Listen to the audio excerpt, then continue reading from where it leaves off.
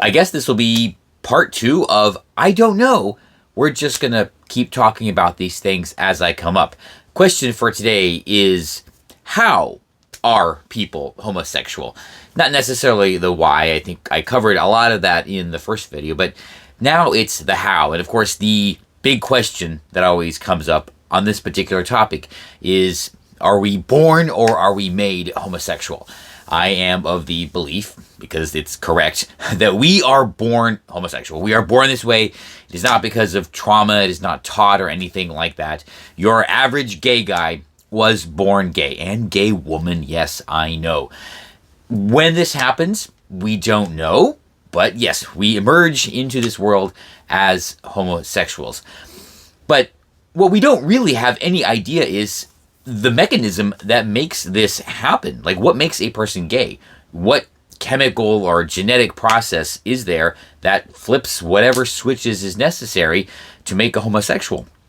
And I thought about this a lot because reasons, and there's two major possibilities that I've come up with. If anybody else has anything else, let us know in the comments, of course. Number one, it is just random genetics. Now, it can't be a directly inherited trait, because then it would be self-defeating, right? So if it is a passed on trait, then it really wouldn't go anywhere. But when I say it's genetic, when I called it a feature of the human genome, the ability to make homosexuals is just part of both strands or both sides of DNA, male and female. And it could just be a random coupling of different chromosomes that produce a homosexual, something like that. So, and that also would suggest that gay parents really have no greater likelihood of producing gay children than straight children. If it is just, part of the genome, regardless of your actual sexuality, then yeah, anybody has the ability to produce gay kids. And at some point throughout the millions of years of our evolution, the human genome has just sort of decided that 3% or 10% or whatever it is necessary extra productivity to ensure survival of the species, and that's just it. And yeah, if it is genetic, it's just random. But the other possibility that I came up with, that I've kind of settled on for a very long time, is that your sexuality is determined in the womb by your mother. Yes, I'm saying our mothers made us gay. Not consciously, something in the subconscious of the undescribable female mind, which admittedly I know nothing about, but it doesn't really matter. The subconscious female mind produces some sort of chemical cocktail in the womb that flips the switches that makes a gay baby. Maybe it's her comfort level in society. Maybe it's her projected need for those extra resources, something like that. We don't really know.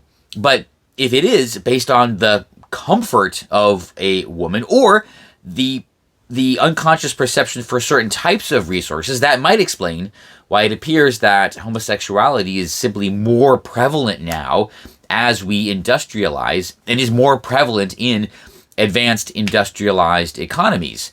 Meaning these economies, with maybe even the static or falling birth rates, aren't really facing, different topic, a population crisis, because our babies live.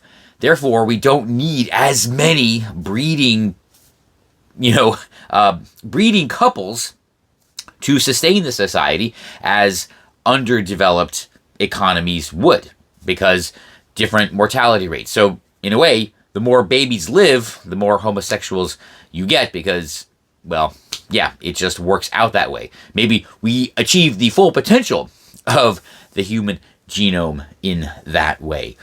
So yeah, maybe our mothers did make us gay for reasons that they are not even aware of. Though I did think of another possibility that, oh boy, get me in a lot of trouble. It's possible that, women could also make gay babies if they didn't want the father's genes to be passed on. Interesting. I don't remember what inspired me to think about this, but yeah, who knows if it is the mother then. Who knows what's going on up there? But I will take this opportunity to add a little side note.